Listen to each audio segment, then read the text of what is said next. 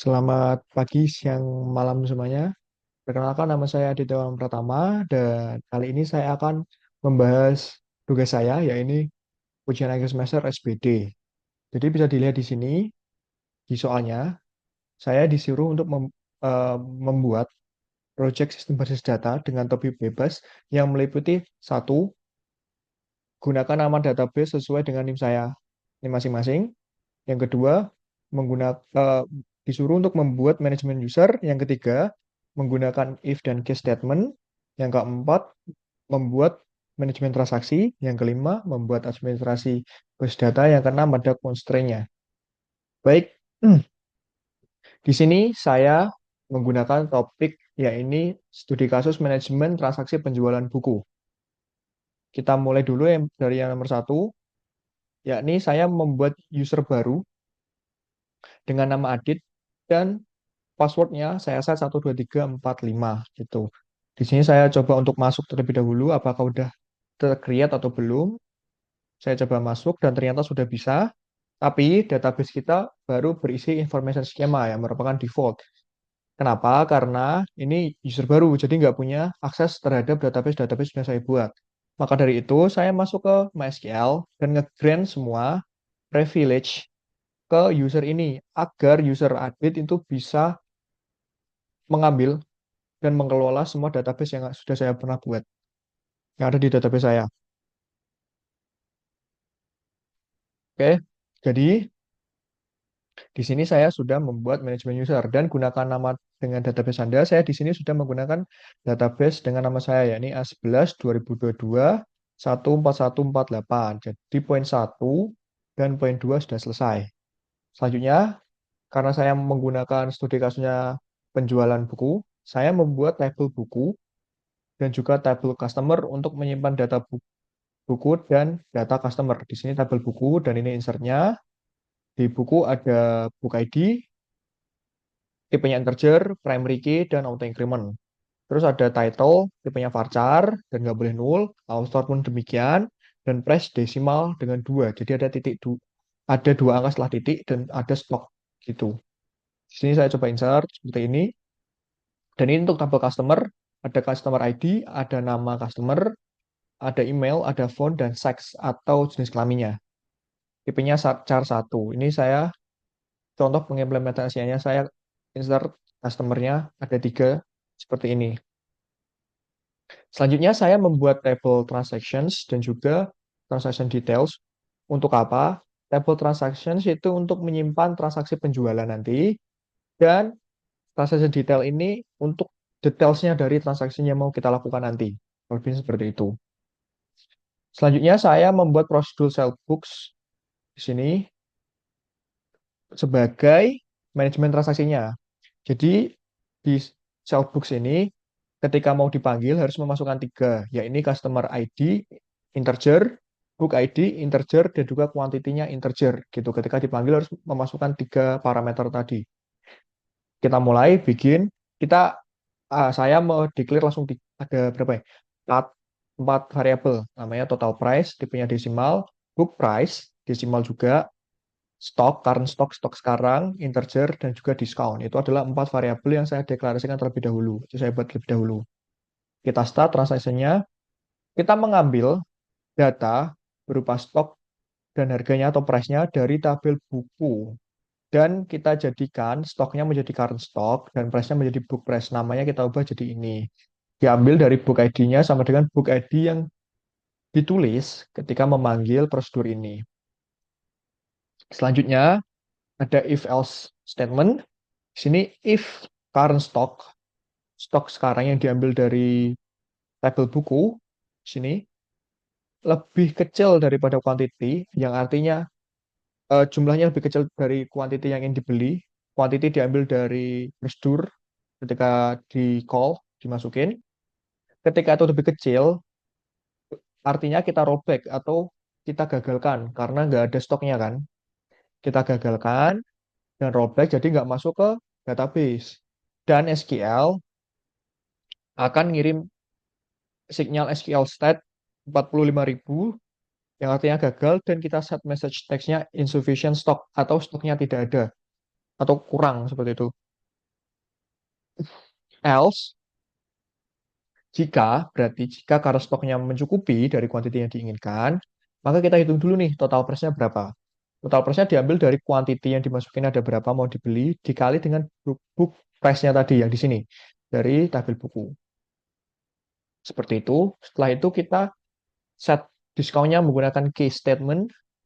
Ketika kuantiti yang dibeli lebih besar atau sama dengan 10, maka kita user yang membeli akan mendapatkan diskon sebanyak 10%.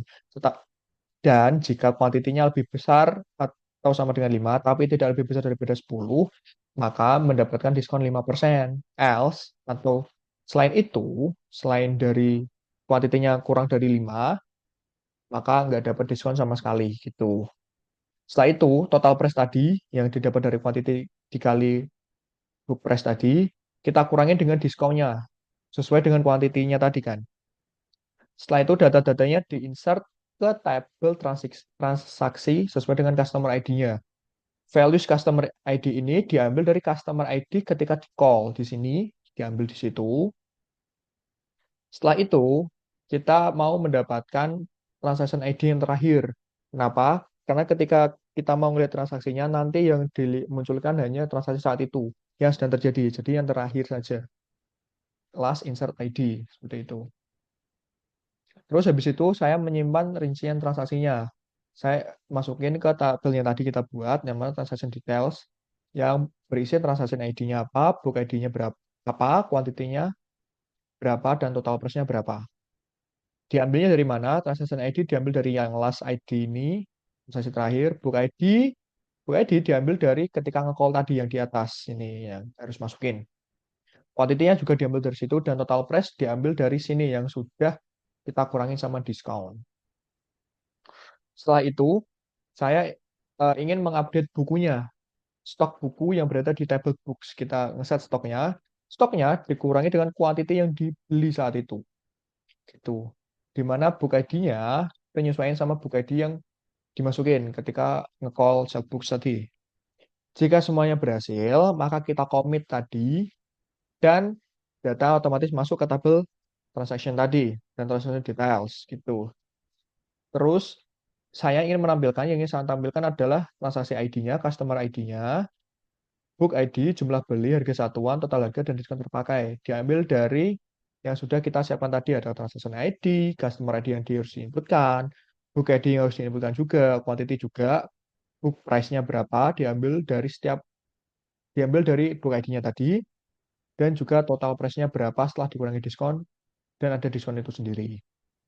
Nah, di sini adalah saya melihat dulu nih di tabel book sebelum saya melakukan transaksi apapun gitu. Bisa dilihat di sini book ID dengan ID 1 stoknya 10 dan seterusnya.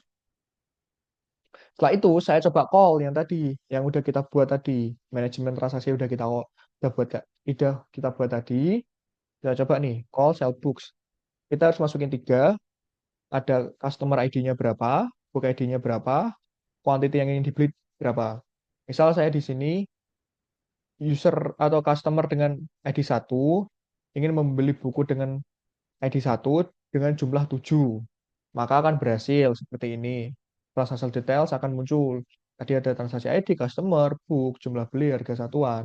Bisa lihat di sini harga satuannya 100.000, berarti kan 700.000 tuh harusnya akan beli 7. Karena belinya lebih dari 5, ada diskon 5%, sebanyak 35.000, maka dikurangi di sini total harganya dari harga satuan total harga dikurangi total diskon yang terpakai, maka total harganya 665 di sini.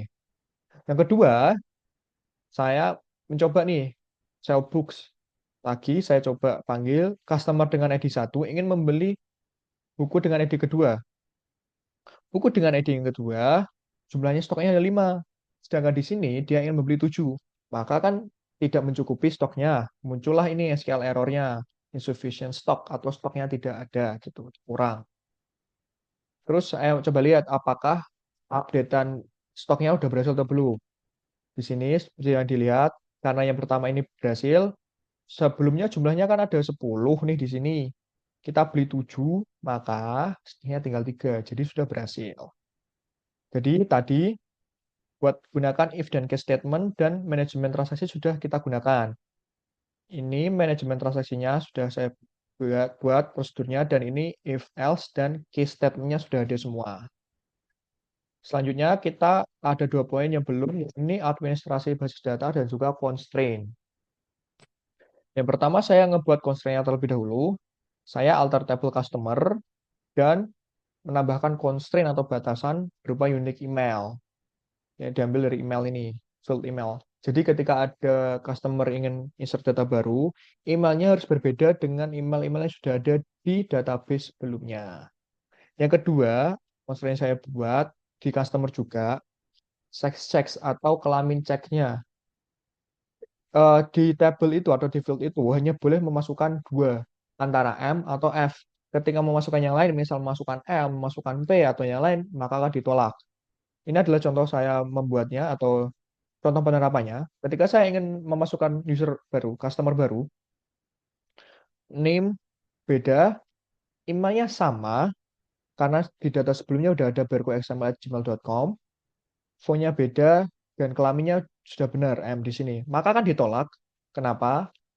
Pesannya ada duplikat, karena Berko example sudah ada sebelumnya di database. Dan itu memanggil ini, constraint ini, yang harus unique email ini namanya. Terus contoh kedua, constraint kedua, ya ini customer saya bikin lagi, namanya beda, emailnya beda, fontnya beda, tapi seksnya atau kelaminnya saya nggak masukin M atau F, tapi saya masukin L. Maka akan error juga, dan constraint-nya menampil ini nih, failed untuk seksnya atau kelamin ceknya, karena hanya boleh masukin dua tadi, M atau F. Selain itu salah. Berarti tadi untuk yang constraint. Terus untuk administrasi basis data, di sini saya nge-backup data SQL-nya. Dan namanya ini backup A11.2022.14148.SQL. Dan itu disimpannya di folder csum ini. Tuh. Dan ini tampilannya di folder saya sudah ada, di SAM saya sudah ada backup A11.2022.14148. Jadi proses backupnya sudah berhasil. Selanjutnya, untuk administrasi basis datanya, saya juga ada restore database. Jadi, database sudah kita backup tadi, kita restore lagi ketika memang kalau database di sini terhapus atau bagaimanapun rupanya. Jadi, bisa di-restore dengan cara seperti ini. Jadi, poin administrasi basis data sudah selesai. Semua poinnya sudah selesai. Saya sudah menggunakan nama database dengan NIM saya. Saya sudah membuat manajemen user. Saya sudah menggunakan if dan case statement. Saya sudah membuat manajemen transaksi, saya ada administrasi basis data dan juga ada constraint. Jadi semua uh, yang meliputi untuk sistem basis data saya, yakni penjualan buku sudah ada semua. Kurang lebihnya itu dari saya. Terima kasih. Assalamualaikum warahmatullahi wabarakatuh.